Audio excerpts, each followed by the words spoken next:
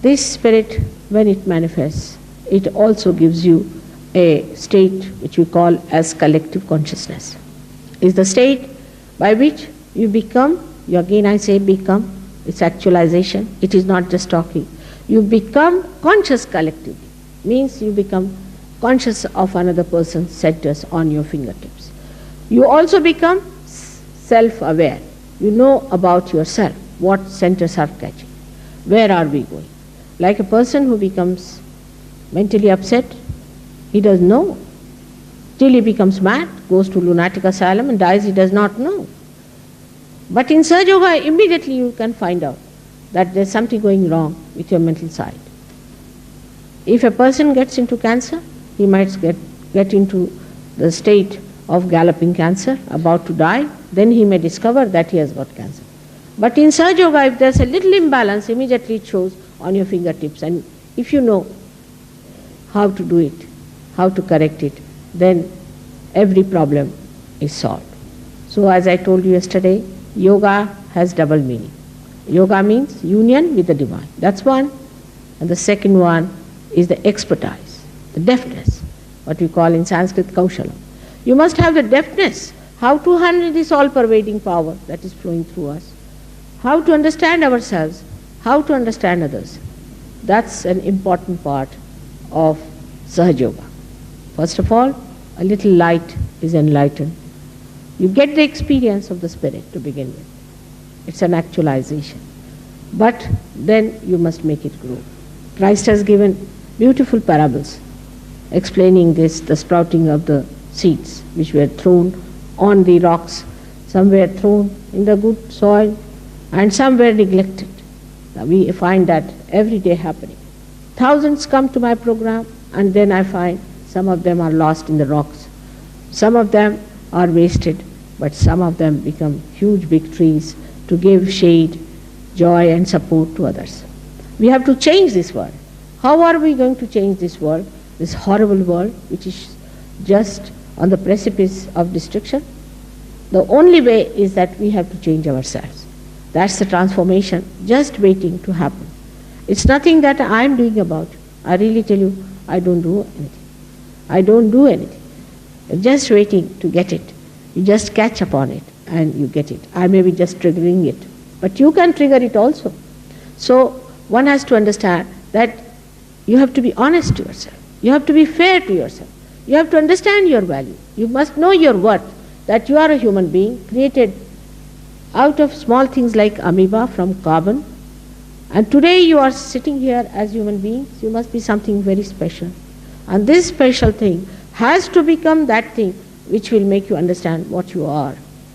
Only thing, you are not yet connected. Only thing is that you have not yet felt that divinity within. We are all potentially divine. We have to just feel that divinity within us. But as a result of that, you are such a powerful personality, power of love. We have never used power of love. We have only used the power of hatred so far. Power of love is much above power of hatred. It can engulf all hatred, can just suck in everything that is hatred. It's very simple. Very simple methods are to be put. Only you must have desire to get transformed. Now the third thing that happens with self-realization is that you get a state of peace, of bliss and of joy. When the Kundalini rises above this Agya Chakra, you become thoughtlessly aware. It's called as Nirvichar Samadhi, thoughtlessly aware, where there is no thought in your mind. If you want, you can think. If you want, you can think. But if you don't want, you can be in that state where you don't think. Actually, it's maddening sometimes the way man is thinking, morning till evening, yarns after yarns, useless things, a joyless pursuit. But when this thinking stops, you are above the thoughts. I would say, to give it a simile, that the waves of thought come and go away. Another thought comes and goes away. We are jumping on the cusp of the thought all the time.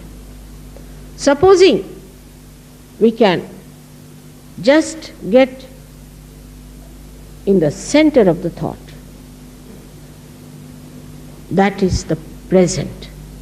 If we could stop at the present moment, then we are not worried about the thoughts. Like the waves of water, if you are in the waves, you are frightened of that. But supposing you are in a boat, then you can see the waves and enjoy them. In the same way, what happens to you that you jump up to a higher state of existence through which you see the thoughts. If you want, you don't want to see, you need not see. Now the thoughts that you see also are very wide and deeper, where you get inspirations. That's why, as Dr. Warren has told you, that your creativity improves. You can become tremendously dynamic because your time is not wasted in wasteful thinking. You just know this is it. This is the exact. This is what we have to do. And that's how people get rid of many of their problems of mental tensions. There's no tension at all. You don't have any worries. You just see the thing like the witness. You become the witness of the whole drama. When you are in the drama, you think you are a part and parcel of the drama. Sometimes you weep with it and cry with it. But when the drama is over, you realize it was just a drama. I was not there. In the same way it happens to you, that you achieve a witness state. It happens to you. Even if you want to get involved, you cannot. You just cannot get it.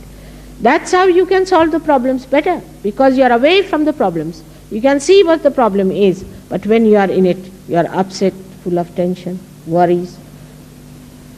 And sometimes people get so upset with it that they commit suicide when they find no solution.